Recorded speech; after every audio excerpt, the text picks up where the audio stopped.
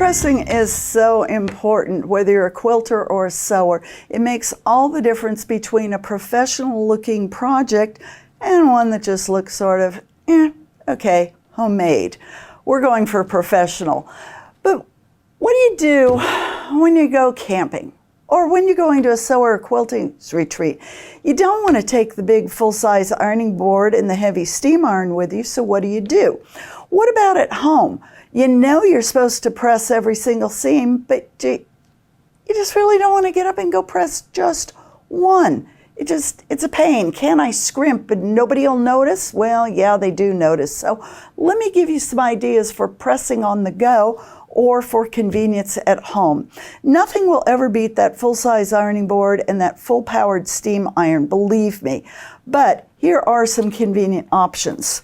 The first is a mini iron. It's exactly what it says. It's a cute little miniature iron, and this one even has a Teflon bottom so it won't stick.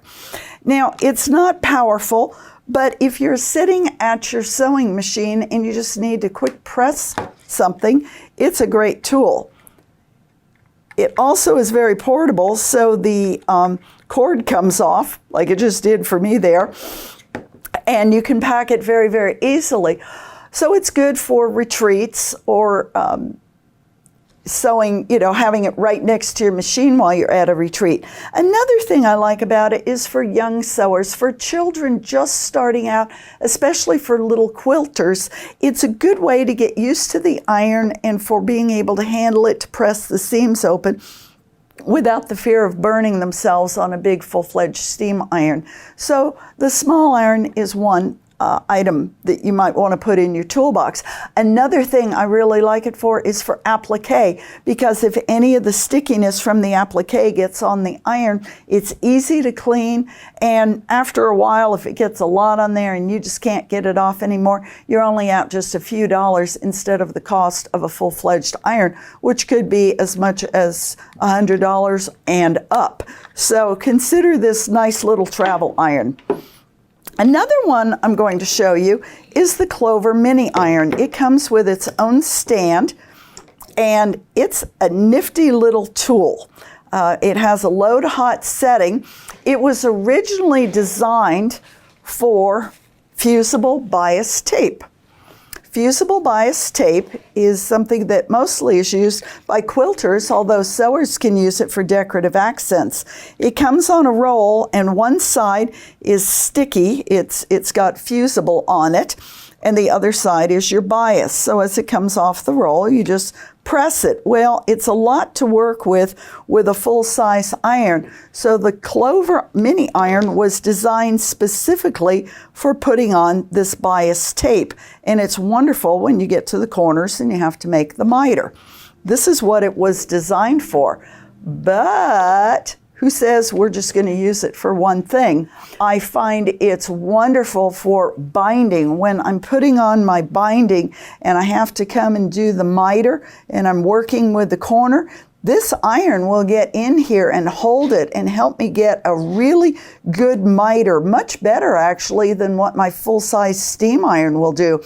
And when I'm doing the binding and I'm bringing it over, I can't tell you how many times I've literally steamed my fingers, and with this one, it's just riding right along and it's applying enough heat to hold that binding until I can pin it and sew it. So I really, really like it for that. So consider the Clover mini iron. It has several uses, and I think you'll really like it. Another option, very low tech, is the wooden iron. Quilters know about the wooden iron. They don't want to get up and go to the ironing machine or the ironing board, and they just have a little tiny seam to do. Maybe they're doing a 9-patch. It's beveled. It fits in your hand, it's smooth, and you just do it the old school way of adding pressure to open the seam. I don't recommend it for a permanent fix, just for while you're at the machine and you have to cross or you're in a hurry. This is a wonderful little tool, the little wooden mini iron.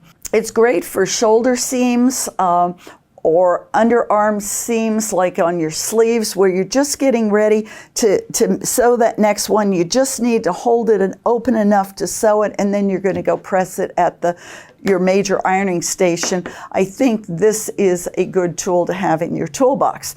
But I'm talking about pressing next to your machine, so what are you pressing on? Well, you've got a couple of options. You can always fold a towel, a nice thick terry towel, or you can do what we call the Quilters Square and Press. It's by June Taylor. I apologize for the looks of this one. You can tell it's well used. This is one I take when I'm traveling or we're camping. We do a lot of camping, and I quilt in our motorhome just because it's the only time I can quilt for me. The rest of the time I'm quilting for other people. So I like this one. It's padded, and I can iron all day on it. It's got a heat-resistant backing. The only problem is it's got a grid, and when it was brand new, it was perfect for using as a grid, but over time it has distorted. So if you're using it for measuring, make sure that it truly is square. But this is a good option. You can roll it up. It packs easily. One that I like even better is one that we use here in the studio. It's the OmniGrid folding mat, and you get a small cutting mat and an ironing surface, so you get a double bang for the buck.